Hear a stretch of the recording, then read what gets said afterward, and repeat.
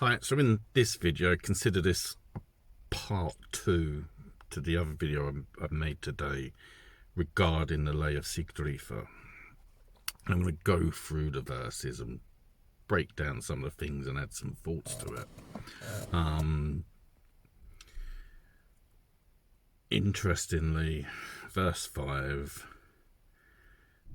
beer I give you, apple tree of battle.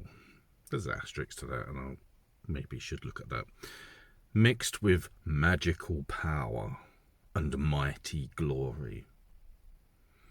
Now, in particular, this is talking about magical power. It's not limiting it or focusing it in any specific way other than magical power and mighty glory. I mean, that's something you can debate what that means. It is full of spells and favourable letters, good charms and runes of pleasure. Runes of pleasure, good charms, favourable letters and spells. I feel like that is, in essence, something that you can really break apart and take that this is a special beer that Sigrdrifa gives to Sigurd.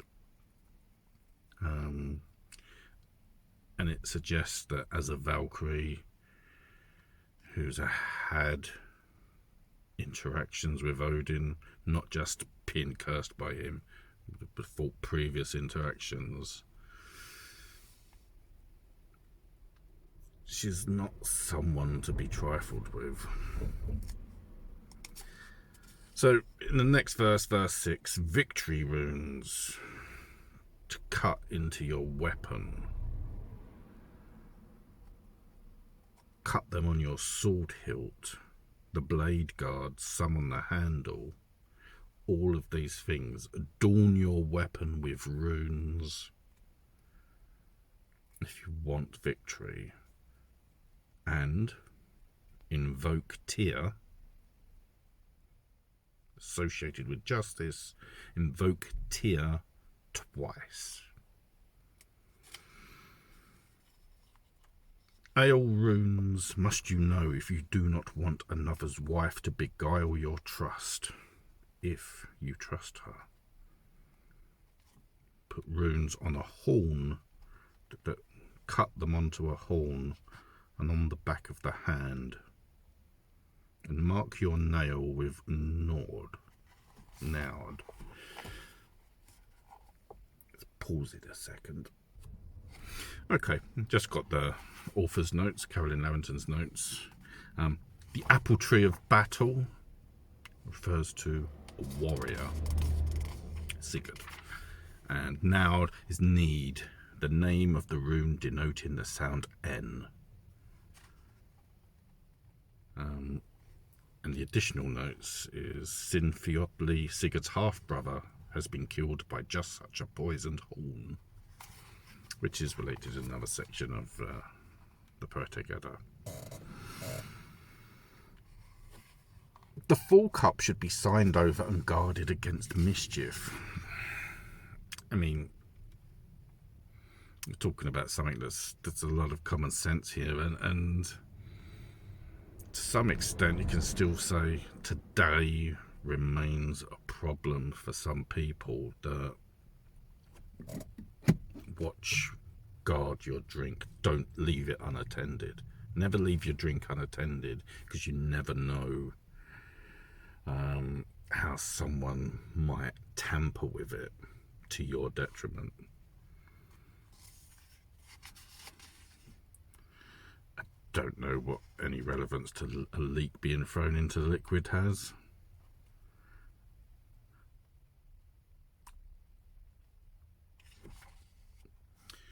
Obviously, the next verse 9 is talking about helping runes.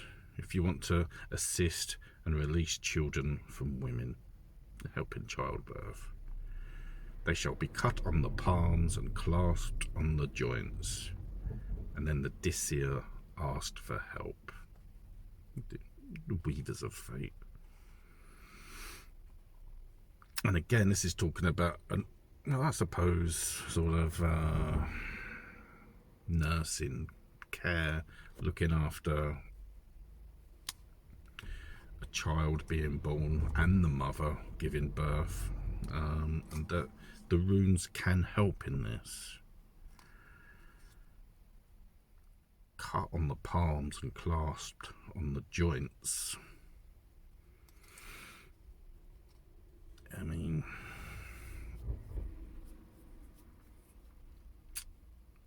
there's some things there that might be unpleasant for someone going through childbirth. Depends on the situation. I would offer to some degree. Sea runes you must cut if you want to have guaranteed the sail horses on the sea. Oh, as a kenning, this is talking about the ships, the sail horses.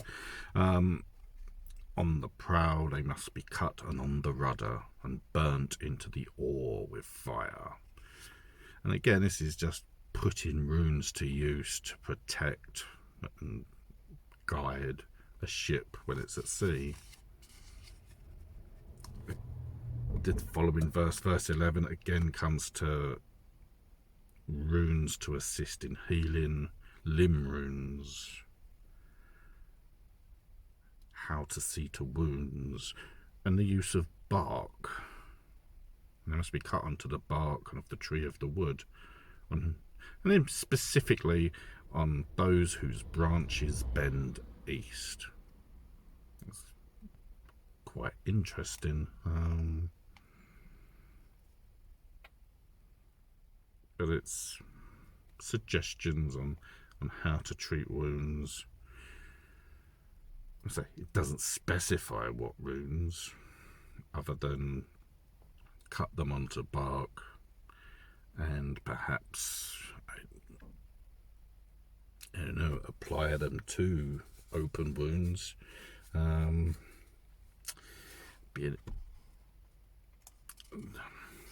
I'd perhaps offer that probably lends itself to sort of medicine or the treatment of wounds at the times when you would make poultices, and perhaps need something to hold the poultice in place or the wound, and bring in a rune cut on bark over the top of it. I think there's some logic there. I think there's some power you can employ there. Speech runes. You must know if you want no one to requite your sorrow with enmity. You wind them about, weave them about, set them all together at that meeting where people must go to fully constituted courts. Again, this is perhaps using runes as a foci to safeguard or encourage good conduct at a court, at the court, the hall. If you want people to behave themselves, to speak truth, or for things, an outcome to be just. I mean, something like Taiwaz, which represents, is associated with Tyr. Again, this would be, for me, an obvious rune to apply in a hall or in a court for truth to be discussed, or for discussions to reach an outcome, a just outcome, where there is no lies. Again, this comes into carving and how you apply runes to benefit not just yourself, but your gathering, your company, your guests. Mind runes, that's an interesting one. I mean, we touch upon sort of deeper mysteries here, I think. For me, this feels sort of tapping into runic power in order to access wisdom.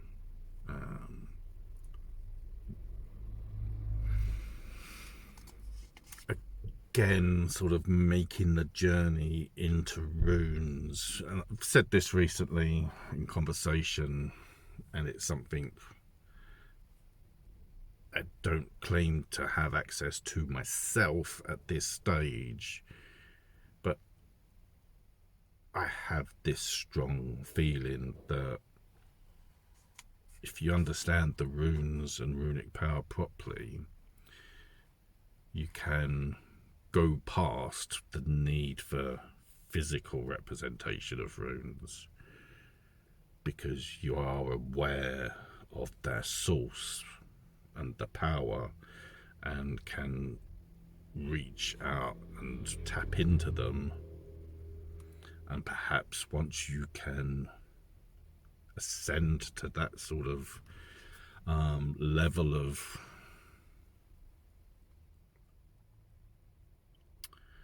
development with runic power, then perhaps you may be deemed to have great wisdom.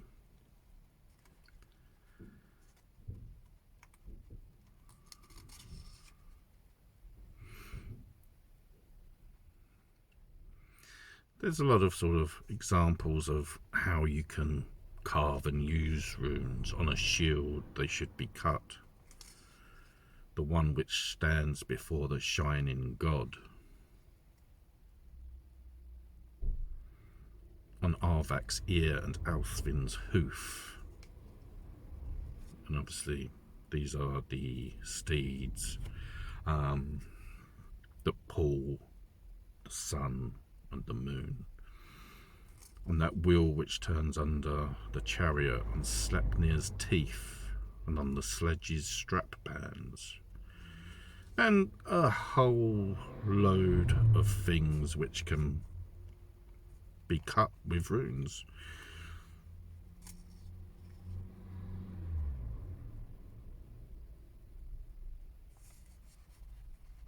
I think finally, verse 18, it talks about how all the runes being formed perhaps, and then are taken and given into the sacred mead and sent on wandering ways. And then that this power is among the Aesir, among the elves. Some are with the Vanir, some are with humankind. Perhaps what we have there, some are with us. And for me, you could take that as a translation of what we understand to be at this stage on my journey. There's the elder Futhark, obviously there's the younger Futhark, and I've not sort of worked with them. But the elder Futhark, they are just some of the runes. They're not all of the runes. I think you can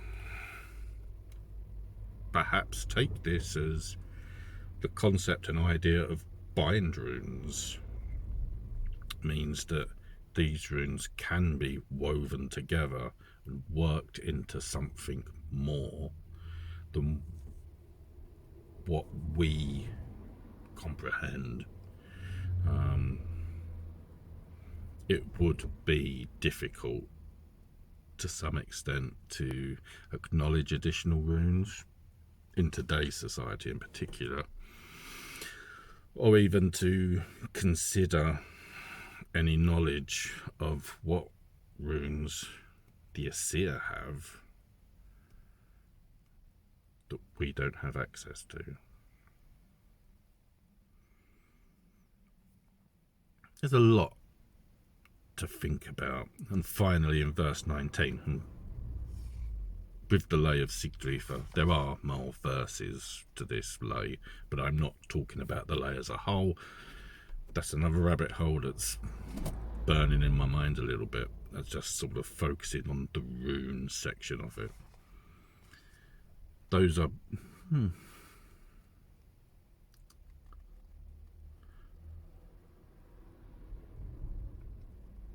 You could take this that the ones, the some that are with humankind are book runes. Those are helping runes, and all the ale runes, and precious runes of power. For those who can, without confusing them, without destroying them, possess them for good fortune. Use them if you get them, until the gods are torn asunder. And obviously this is a separate verse, so you can either take this following on from the previous verse, or consider it as a separate verse. And as with most things, as I am finding in the Poetic Edda,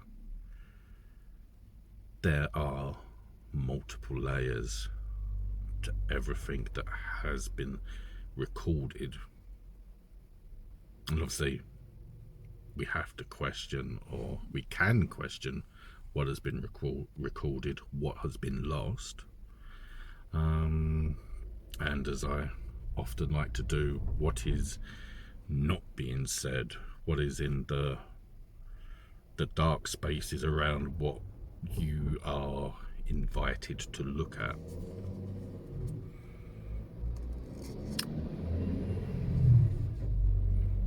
Do like that line, use them if you get them, until the gods are torn asunder.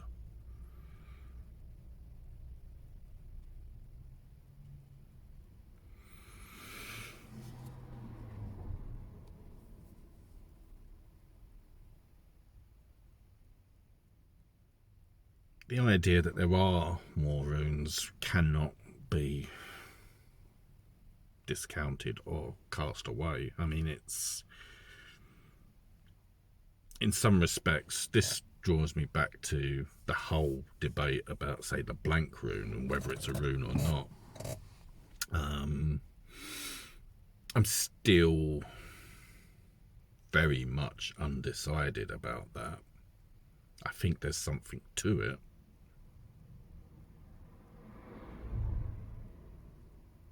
Or there's something that it can represent. It does represent something. And the fact that there possibly are other runes that we're not aware of is entirely plausible.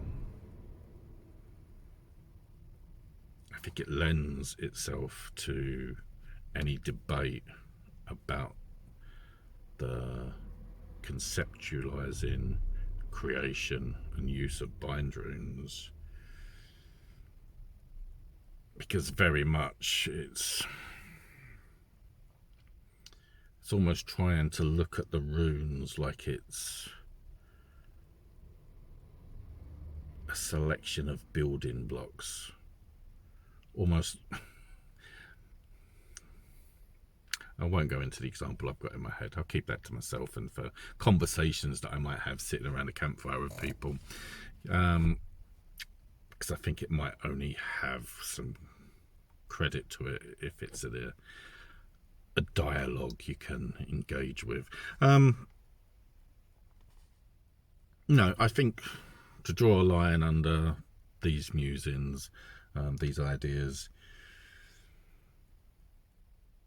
there's a lot of possibility, and it does not do us credit to limit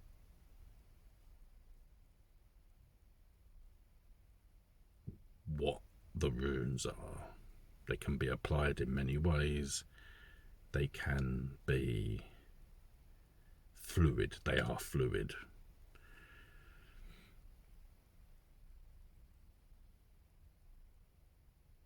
it's looking almost at what is runic power, has these focal points, but even still you might be checking or tapping into, say, algae, but we're still just seeing a lens. There's something deeper within algae that goes into runic power, which is freeform, and perhaps that's the strength, a dangerous force that we have to be careful reaching towards.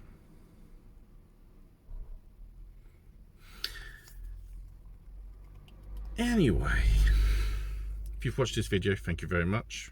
If you feel you wish to comment, please do so.